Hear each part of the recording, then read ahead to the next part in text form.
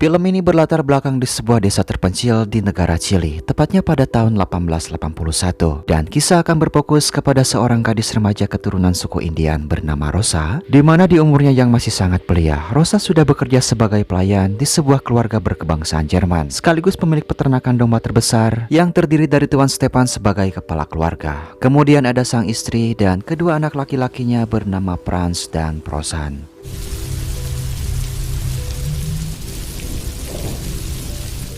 Pagi itu seperti biasa Rosa memulai aktivitasnya, berjalan kaki menuju ke rumah Tuan Stefan dengan lebih dulu melewati 2 ekor anjing galak milik sang majikan. Lalu kemudian ia pun segera menyiapkan sarapan pagi untuk keluarga tersebut.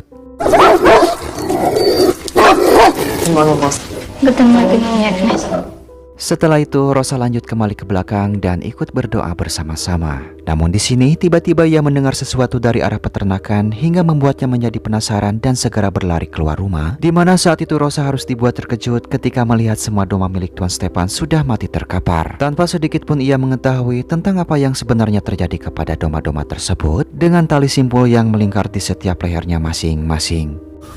Ja, wir vergeben unseren Schuldigern.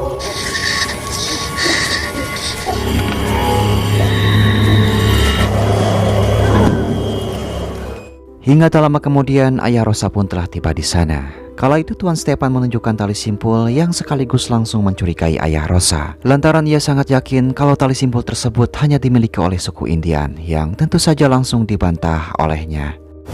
Somos trabajadores acá, no. Eso no eres indio. No lo sé, don Stefan. Kemudian Tuan Stefan tiba-tiba menyeret Rosa, lalu menekan kepala gadis ini ke salah satu bangkai dombanya. Hal tersebut tentu saja langsung membuat ayah Rosa tak terima. Ia pun mendorong Tuan Stefan lalu menyuruh Rosa agar segera pulang. Kemudian mengeluarkan pisau kecilnya lalu berjalan perlahan mengikuti Tuan Stefan. Begitupun dengan Tuan Stefan sendiri yang langsung melepaskan kedua anjing gandasnya untuk menyerang ayah Rosa. Du kriegst uns nicht von dieser Insel weg! Decke das! Verdammte Insel!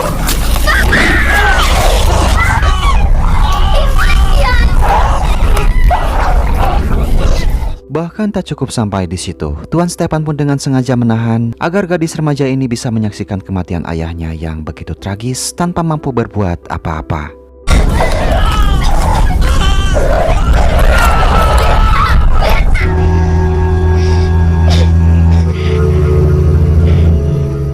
Tak ayal sekarang ia pun hanya bisa meratapi kematian sang ayah, sendirian menangis sepanjang hari tanpa henti, seolah sudah tergambar jelas perjalanan bertahan hidupnya ke depan, tanpa adanya sosok sang ayah yang kini telah tiada untuk selamanya.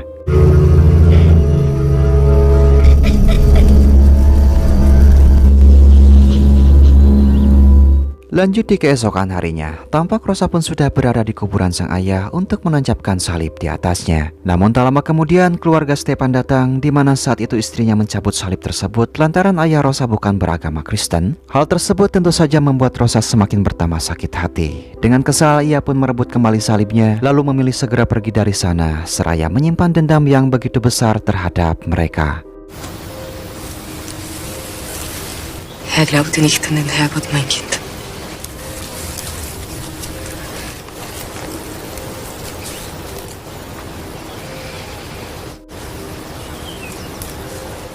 Singkat cerita, malam hari pun telah tiba. Saat itu Rosa memilih untuk bermalam di dalam hutan sambil menyalakan api unggun. Sampai tak lama kemudian tiba-tiba muncul seekor burung yang uniknya hinggap di dekat Rosa, hingga mereka pun saling menatap satu sama lain.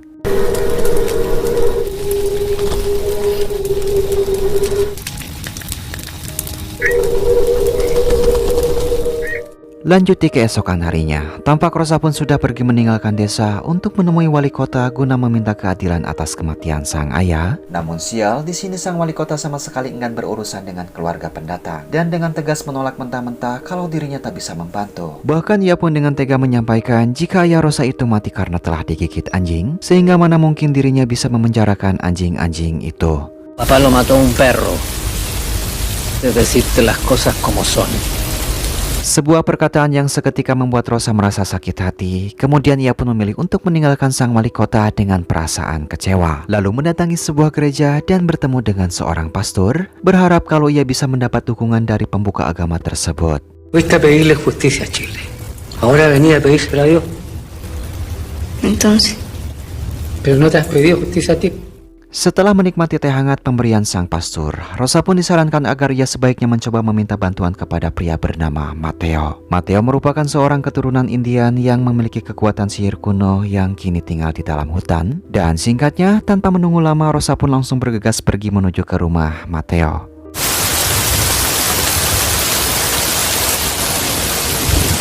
¿Quieres techo, niño? Pero no vine solo por eso. Setelah menjelaskan tentang maksud dan tujuan Rosa datang ke sana, ia pun akhirnya diizinkan masuk ke dalam meskipun harus tidur di sebelah kandang babi.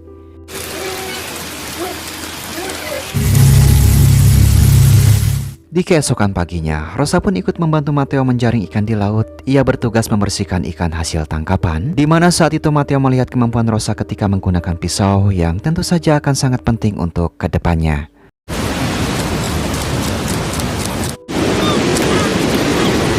Lanjut di malam harinya, Rosa yang saat itu hendak beristirahat, tiba-tiba ia pun melihat sebuah keanehan muncul. Ketika menyaksikan kawanan burung yang terbang sambil berputar-putar tepat di dekat pondoknya, di mana tingkah mereka seolah sengaja memandu Rosa untuk memasuki ke dalam hutan. Di sana ia melihat adanya sekelompok orang yang masing-masing membawa obor berjalan masuk menuju goa.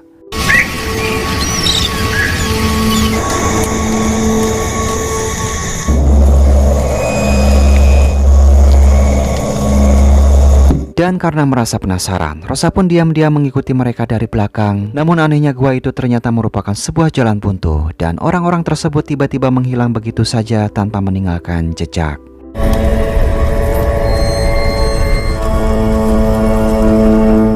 Di pagi harinya, Rosa yang masih bertahan di atas gua tiba-tiba melihat adanya seorang wanita tua berjalan tanpa busana dengan tali simpul panjang yang melingkar di lehernya, sama persis seperti tali yang terdapat di domba-domba Tuan Stepan yang tewas tempo hari. Di sini Rosa pun mulai bisa menyimpulkan kalau kelompok Matteo lah yang menjadi pelaku di balik matinya domba-domba Tuan Stepan, yang itu berarti secara tidak langsung penyebab kematian ayahnya.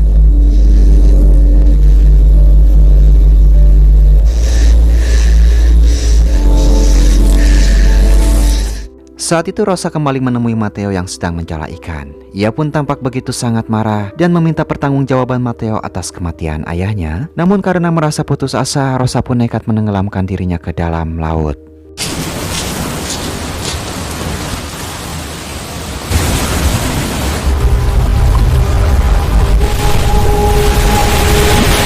Beruntung Matteo yang menyadari aksinya itu, ia pun segera menolong gadis remaja tersebut. Lalu membaringkan Rosa sambil dikelilingi oleh bangkai burung yang dipercaya dapat menghilangkan perasaan negatif dari dalam dirinya.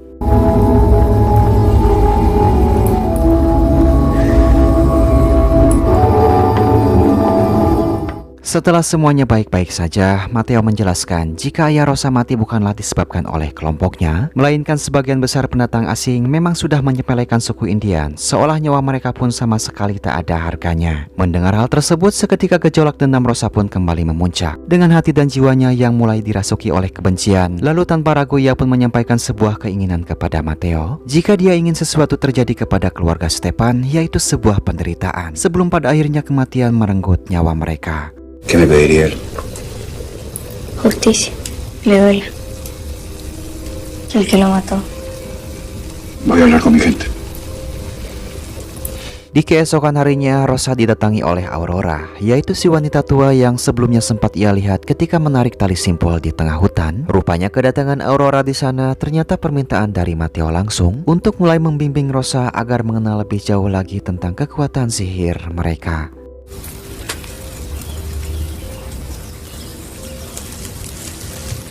Di momen itu Aurora menjelaskan bahwasanya suku Indian telah lama tersisihkan dari tanahnya sendiri semenjak kedatangan para warga asing, dan hanya kekuatan sihirlah yang mampu melawan ketidakadilan terhadap kaum mereka. Le tuvo que regalar su libro de brujo a la India. Tomamos lo que servía.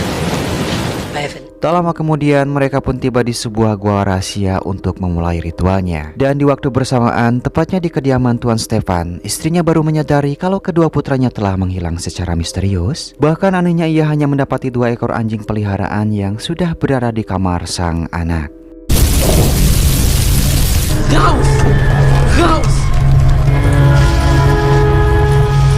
Kemudian di malam harinya, wali kota bersama warga ikut membantu mencari kedua anak Tuan Stefan ke dalam hutan. Namun di sini, istrinya justru malah menyampaikan keyakinan jika kedua anaknya itu telah berubah menjadi 2 ekor anjing peliharaan. Mendengar hal tersebut, Stefan yang memiliki pemikiran skeptis tentu saja menolak keyakinan istrinya itu. Berbeda dengan sang wali kota yang membenarkan keyakinan istri Stefan, di mana ia memang sering mendengar tentang kemampuan sihir suku Indian yang bisa merubah wujud manusia menjadi hewan. Sehingga saat itu ia pun langsung mencurigai Matteo yang merupakan pemimpin suku Indian yang ada di pulau ini.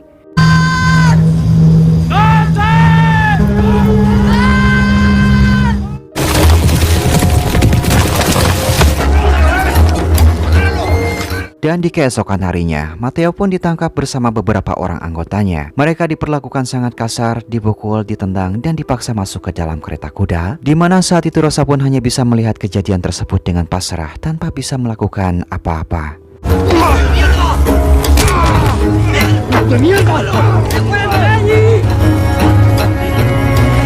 Namun sejak penangkapan Matteo, rupanya sang wali kota mulai merasakan ketakutan dan kegelisahan dengan membayangkan bagaimana jika para penyihir mencelakai kandungan istrinya yang tengah berbadan 2, sehingga mau tak mau sang wali kota pun harus bekerja keras untuk bisa memenangkan persidangan agar Matteo dan kelompoknya segera dieksekusi mati. Salir en este juicio. Puede que vamos a salir. Singkat cerita, persidangan pun telah dimulai dengan Rosa yang memasuki ruang persidangan, lalu berdiri paling depan tepat mengarah kepada Tuan Stefan dan istrinya. Di sini wali kota berusaha mendesak Matteo agar ia mengakui perbuatannya, yaitu telah membunuh hewan ternak Tuan Stefan dan menghilangkan kedua anaknya. Namun karena belum adanya cukup bukti atas tuduhan tersebut, sang wali kota pun harus terpaksa menangguhkan proses persidangan kali ini. Porque se le acusa de la muerte de niños desaparecidos. ¿Y si Desaparición. no lo veo? O aparecen, todos ustedes se van a bala. Kemudian Rosa pun tak lupa untuk menjenguk Matteo di penjara, sekaligus bertanya apa yang harus ia lakukan selanjutnya. Namun Matteo yang tak ingin sesuatu yang buruk terjadi kepada gadis kecil ini, ia pun justru menyuruh Rosa agar segera meninggalkan pulau tersebut, dan juga berpesan agar Rosa membakar rumahnya untuk menghilangkan barang bukti. No te embarco en burro, pero ándate, no seas porfía. Quiero estar aquí y quiero ayudar. Quema mi casa. Tak ingin membuang waktu, Rosa pun lantas pergi ke rumah Matteo sebelum pihak wali kota menggeledah tempat tersebut. Dan setibanya di sana, ia pun harus dikejutkan dengan kemunculan 2 ekor anjing peliharaan Stefan di belakang rumah, lalu mendapati banyak cacing berjatuhan dari atap, berserakan di lantai yang cukup terlihat menjijikan.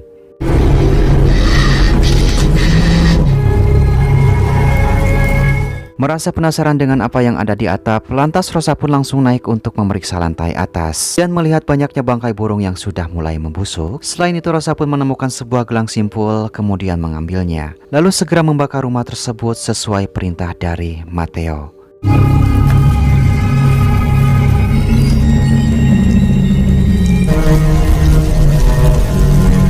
Di keesokan harinya, kita pun melihat Matteo dan kelompoknya sudah diikat di pinggir pantai dengan kondisi punggung mereka yang penuh dengan luka cambuk. Ditambah kandungan garam dari air laut tentu saja menambah luka mereka semakin terasa perih. Di mana hal tersebut adalah metode dari sang wali kota agar Matteo dan kelompoknya ini mau mengakui perbuatannya.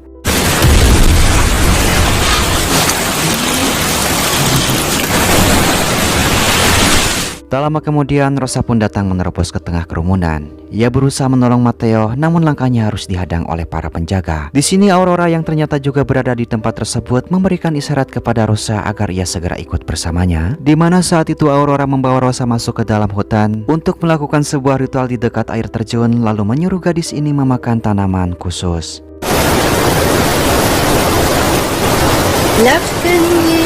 Lantas ia pun lanjut berjalan menuju ke tengah air terjun, diikuti oleh Aurora sendiri yang mengiringi langkahnya dengan nyanyian mantra-mantra. Dan di momen ini Rosa pun mulai menyadari bahwa sekarang ia sedang berada di dalam gua rahasia yang tak sembarangan orang bisa berada di sana. Di mana saat itulah Rosa menemukan potongan kulit manusia yang telah dijahit satu sama lain.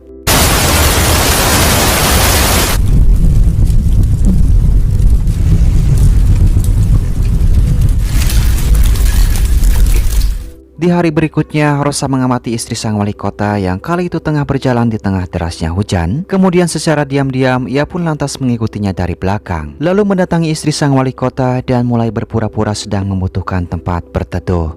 Me daría techo hasta que se calme.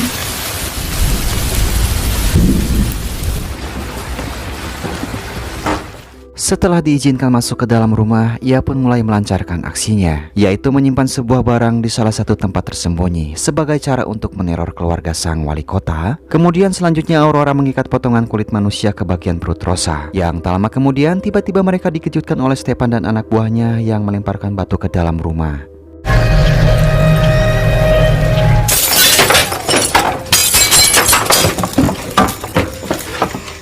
Rupanya Stepan sudah mulai mencurigai Rosa ikut terlibat dalam kasus anak-anaknya yang menghilang. Lalu mereka berdua pun langsung dibawa ke ruangan pengadilan beserta barang bukti, yaitu potongan kulit manusia yang dipajang di tengah ruangan sidang. Estoy preguntando. Di sini wali kota yang mencoba menginterogasi mengenai kulit manusia tersebut malah harus dibuat bingung dengan jawaban Aurora yang sangat sulit untuk dipahami, sehingga persidangan pun dengan terpaksa harus ditunda, lalu menjebloskan keduanya ke dalam penjara bergabung bersama Mateo dan anggotanya. Te dije que te fueras lejos, cabra chica. Dan saat itu Mateo pun sempat memarahi Rosa lantaran ia sama sekali tak menuruti perkataannya agar segera pergi dari pulau ini. Namun Rosa menyampaikan jika dirinya telah mempelajari banyak ilmu sihir dari Aurora. Bahkan Mateo pun tampak dibuat terkejut ketika Rosa mengatakan kalau ia bisa masuk ke dalam goa rahasia yang padahal tak sembarangan orang bisa masuk ke sana. Allá afuera fui bruja. La cueva. La miré. Singkat cerita, malam hari pun telah tiba dengan istri wali kota yang tiba-tiba merasakan kesakitan luar biasa, diikuti oleh perubahan pada perutnya yang tampak membusuk, di mana hal tersebut merupakan sebuah pertanda bahwa sihir Rosa mulai bereaksi.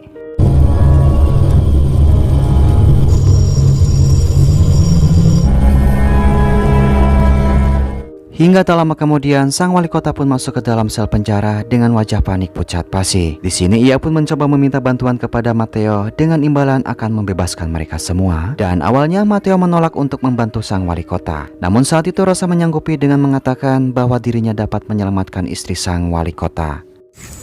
Pepi Aimain. Sumayain. Sesampainya di sana, Rosa pun lantas mengambil benda yang sebelumnya telah ia simpan di rumah sang wali kota. Lalu Mateo pun membakar benda tersebut untuk melepaskan pengaruh sihirnya. Kemudian Rosa pun mulai membantu persalinan istri sang wali kota hingga akhirnya ia pun bisa melahirkan bayinya dengan selamat.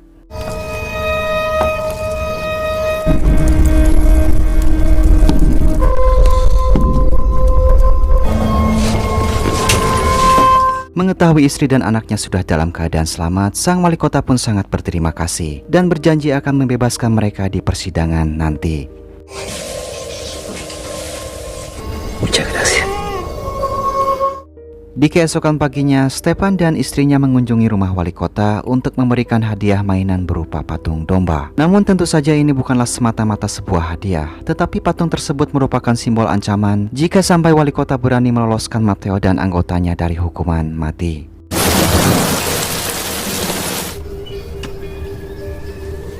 Setelah mendapatkan ancaman dari Tuan Stepan, sang wali kota pun akhirnya harus terpaksa mengingkari janjinya kepada kelompok Mateo. Di mana dalam persidangan kali ini, wali kota menyatakan barang bukti, yaitu potongan kulit manusia yang ia klaim sebagai kulit dari anak-anaknya Tuan Stepan, dengan keputusan akhir kalau Mateo dan kelompoknya kini resmi telah dijatuhi hukuman mati. Darse de piel humana, posiblemente de uno de los niños desaparecidos, con la recta provincia pasan a Paredón.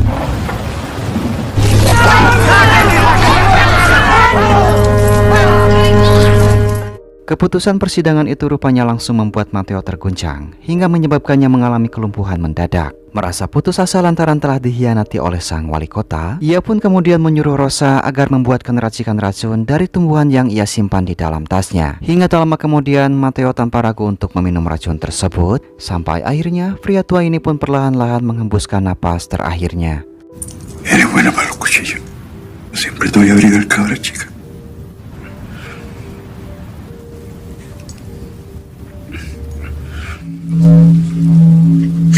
Selanjutnya saat itu Rosa menguliti kulit Mateo untuk kemudian dijadikan media ritual, sebuah ritual kuno yang dimiliki oleh suku Indian penganut ilmu hitam, di mana ritual tersebut bisa membuat Rosa dapat memasuki tubuh seekor anjing.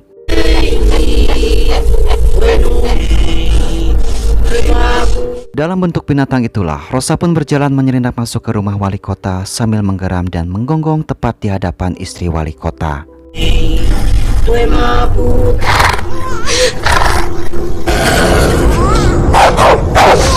Dengan perasaan takut, sang wali kota pun tiba-tiba muncul sambil menodongkan senjatanya. Namun sepertinya di sini ia sudah tahu tentang siapakah sebenarnya anjing tersebut.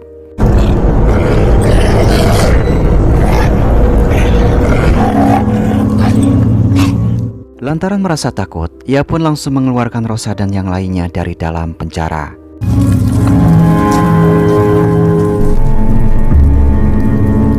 Setelah terbebas dari penjara, Rosa pun tak lupa untuk datang ke lokasi pemakaman sang ayah, lalu tidur sejenak di atas tanah kuburan, seakan sedang memberitahu ayahnya itu jika tak lama lagi dirinya akan membalaskan dendam kematiannya.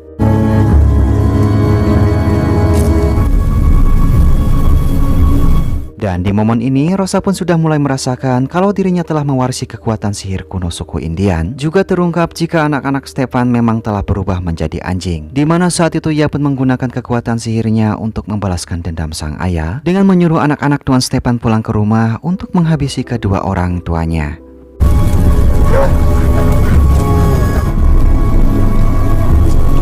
Setelah semua berlalu, Rosa pun kini mulai menjalani kehidupan barunya bersama warga suku Indian tanpa adanya gangguan dari pihak luar. Dan kekuatan sihir yang kini dimilikinya telah membuat Rosa terpilih menjadi pemimpin kelompok tersebut menggantikan peran Matteo.